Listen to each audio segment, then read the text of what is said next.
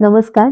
वासुदेवानंद सरस्वती म्हणजेच टेंबे स्वामी यांनी रचलेल्या घोर कष्टोद्धरण स्तोत्राचा पहिला श्लोक आज आपण म्हणायला शिकूया आणि त्याचा अर्थही जाणून घेऊया.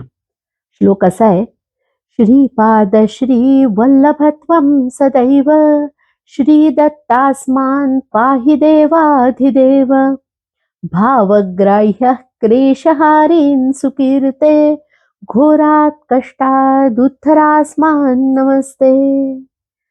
श्लोकाचा साधारण अर्थ असा आहे की हे श्रीपाद श्री वल्लभा, हे श्री दत्ता, दत्तगुरूंना असं म्हटलंय की तुम्ही कसे आहात, तर तुम्ही कीर्तिमान आहात आणि आमचे भाव ओळखून आमचे क्लेश हरण करून आमचं तुम्ही नेहमी रक्षण करणार आहात. अतिशय भयंकर अशा त्रासापासून तुम्ही आमची सुटका करा आणि अशा तुम्हाला आमचा नमस्कार असो. काही फार सुंदर विशेषणं या मंत्रामध्ये आली आहेत. त्यातलं पहिलं आहे भावग्राह्य. व्यवहारामध्ये आपल्याला नेहमी असं वाटत असतं की माझ्या मनातला भाव समोरच्या माणसाला समजावा आणि त्यांनी तो स्वीकारावा. या ठिकाणी भगवंतासाठी, दत्तगुरूंसाठी असा शब्द वापरलाय की तुम्ही कसे आहात, तर तुम्ही भावग्राह्य आहात. माझ्या मनातला भाव, माझ्या मनातली तळमळ, माझी आर्तता ही तुमच्यापर्यंत पोहोचतीये आणि तुम्ही ती स्वीकारली आहेत. त्यानुसार तुम्ही मला फळ देणार आहात. दुसरा असा शब्द आहे क्लेशहारीन.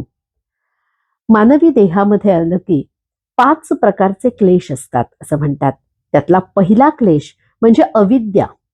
आत्मतत्वाला झाकोळून टाकणारी अविद्या म्हणजे आपण कोण आहोत याच्या जाणीवेचं झालेलं विस्मरण, ही अविद्या. क्लेशाचं दुसरं कारण म्हणजे अस्मिता. मी आहे, मी केलंय. अहंकारयती इति अहंकारः. मी केलं आहे ही भावना म्हणजे अस्मिता. क्लेशाचं तिसरं कारण म्हणजे राग. रागामध्ये राग शब्दाचा अर्थ करत असताना आपण संताप, चीड अशा अर्थाने सामान्यपणे करतो. पण राग शब्दाचा अर्थ अनुराग म्हणजे प्रेम, म्हणजे माया. मायेमुळे निर्माण होणारी अपेक्षा आणि त्या अपेक्षेचा भंग झाल्यावर निर्माण होणारा क्रोध, हे सगळं अपेक्षित आहे.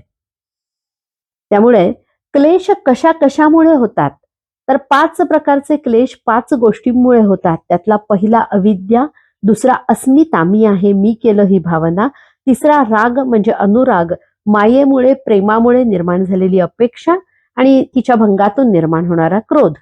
चौथा आहे द्वेष. राग हा जसा सुखावर आधारलेला आहे.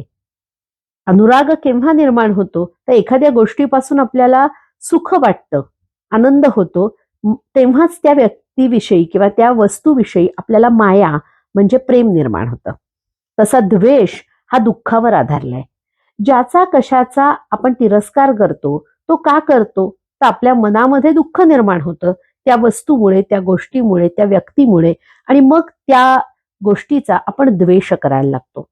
आणि क्लेशाचं 5वं कारण आहे अभिनिवेश.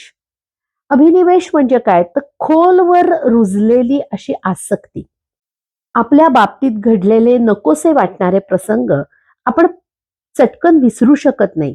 त्याची स्मृती, त्याची आठवण कुठेतरी खोल मनामध्ये रुजलेली असते आणि ती जेव्हा अचानक जागी होते, ती भावना बळावते, तेव्हा जे काही आपल्या मनामध्ये निर्माण होतं ते म्हणजे अभिनिवेश. तर या 5 गोष्टींमुळे क्लेश निर्माण होतो. म्हणून या क्लेशांचं हरण करणारा तू आहेस असं म्हणत क्लेशहारीन असं म्हटलं. सुकीर्ते असा एक शब्द आलाय. श्री दत्तांना शरण गेलं असताना दुःखाचाच नाश होतो अशी त्यांची कीर्ती आहे आणि म्हणून त्यांना सुकीर्ते असं म्हटलंय. आणि या मंत्राचं पालुपद जे आहे, घोरात कष्टात उद्धरास्मान नमस्ते, हे प्रत्येक मंत्राच्या 4थ्या पादामध्ये आपल्याला येणार आहे. घोर म्हणजे अतिशय भयंकर, त्रासदायक. म्हणून युद्ध जेव्हा अतिशय भयंकर झालं असं म्हणायचं, तेव्हा आपण घनघोर युद्ध झालं असं म्हणतो. आणि त्यानंतर आलेला एक महत्वाचा शब्द तो म्हणजे कष्ट. सर्व कष्टांपासून, सर्व अडचणींपासून, सर्व त्रासांपासून आपली मुक्तता व्हावी यासाठी हे स्तोत्र म्हटलं जातं. कष्ट हा शब्द इथे वापरलाय. कष्ट 2 प्रकारचे असतात. एक म्हणजे बाह्य कष्ट आणि दुसरे अंतरीचे कष्ट. बाह्य कष्ट म्हणजे काय, तर अपघात, भूकंप, पूर यासारखी बाहेरून येणारी संकट. ही जी संकट आहेत ही काही आपल्या हातात नसतात ती येणं. त्या गोष्टी घडायच्या असतात, त्या घडतात. पण अंतरीची जी संकट आहेत आणि त्यामुळे निर्माण होणारे जे कष्ट आहेत, हा कष्टाचा दुसरा प्रकार जो तुलनेने आपल्या नियंत्रणात राहू शकतो असा आहे. कारण आशा, निराशा, राग, द्वेष, आवडी निवडी यामुळे निर्माण होणारे जे कष्ट आहेत ते म्हणजे आतून निर्माण होणारे कष्ट. आणि आपण जर पाहिलं तर साधारणपणे 24 तास या प्रकारचे कष्ट आपल्याला होतच असतात. रामदास स्वामींनी फार छान सोप्या शब्दात सांगितलंय, न होता मना सारिखे दुःख मोठे. आपल्याला सगळ्यात जास्त दुःख केव्हा होतं, तर आपल्या मनासारखं काही झालं नाही तर. त्यामुळे कष्ट या शब्दाचा इथे उच्चार आहे, पण यातले कित्येक कष्ट हे आपण अंतरीचे कष्ट असतात, ओढवून घेतलेले असतात. या कष्टाचा इथे उल्लेख केलाय आणि देवाला असं म्हटलंय, दत्तगुरूंना असं म्हटलंय की या कष्टापासून तुम्ही आम्हाला काय करा, तर उद्धर, उत म्हणजे वरती, तुम्ही आम्हाला वर उचला, आम्हाला वर घ्या. म्हणजे काय, जी काही मानसिक अवस्था आत्ता आमची आहे, जे काही संकट आमच्यावर आली आहेत, या संकटांपासून आम्हाला वरती उचला आणि हे उचलायला तुम्हीच एक योग्य आहात आणि म्हणून तुम्हाला आमचा नमस्कार असो. नमस्ते हा शब्द आपण वापरतो इथे ज्यावेळी आपण समोरच्या शक्तीचं, समोरच्या व्यक्तीचं श्रेष्ठत्व मान्य करतो, तेव्हा आपण समोरच्याला जो करतो तो नमस्कार, आणि तो बोलून दाखवणं, तो म्हणून दाखवणं, यासाठी आपण म्हणतो नमस्ते. हे जे पालुपद आहे, घोरात कष्टात उद्धर आसमान नमस्ते, हे वारंवार म्हणण्यामध्ये सुद्धा अशी एक गोष्ट आहे की मला या संकटातून वाचवण्याकरता किंवा माझ्या या अडचणींमधनं मला बाहेर येण्याकरता केवळ तूच आसरा आहेस आणि तूच मला यातनं वर उचलू शकतोस. हे वारंवार म्हणून भगवंताला नमस्कार केल्यामुळे नम्रतेची जी भावना आपल्या मनामध्ये बळावते ती इथे महत्वाची आहे. शिवाय क्लेश हारीन असं आपण भगवंताला म्हटलंय, भावग्राह्य म्हणलंय, तुला माझा भावही समजतो आहे, सर्व दुःखांपासून सगळ्यांना तारणं यासाठी तू प्रसिद्ध आहेस, असा तू सुकीर्ती आहेस.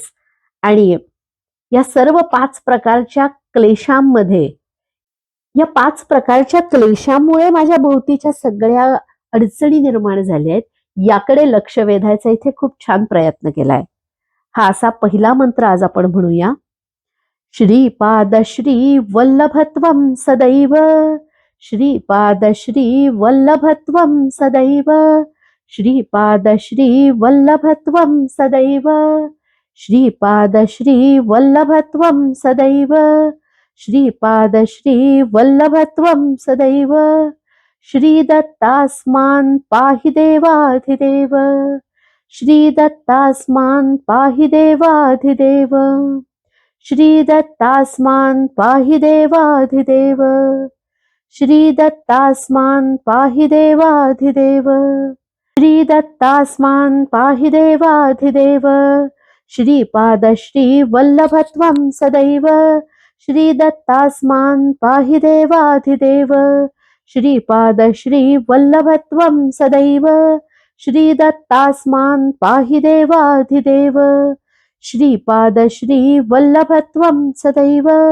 श्रीदत्तास्मान् पाहि देवाधिदेव, भावग्राह्य क्लेशहारीन् सुकीर्ते, भावग्राह्य क्लेशहारीन् सुकीर्ते, भावग्राह्य क्लेशहारीन् सुकीर्ते, भावग्राह्य क्लेशहारीन् सुकीर्ते, भावग्राह्य क्लेशहारीन् सुकीर्ते, भावग्राह्य क्लेशहारीन् सुकीर्ते, घोरात कष्टात उत्तरास्मान् नमस्ते, घोरात कष्टात उत्तरास्मान् नमस्ते, घोरात कष्टात उत्तरास्मान् नमस्ते, घोरात कष्टात उत्तरास्मान् नमस्ते,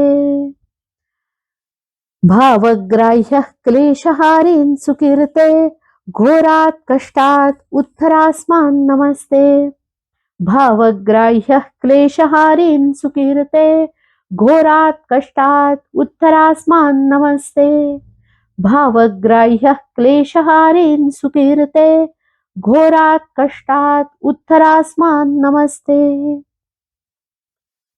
आज आपण घोर कष्टोद्धारण स्तोत्राचा पहिला मंत्र शिकलो आणि त्याचा अर्थही जाणून घेतला. आजचा भाग इथे थांबूया.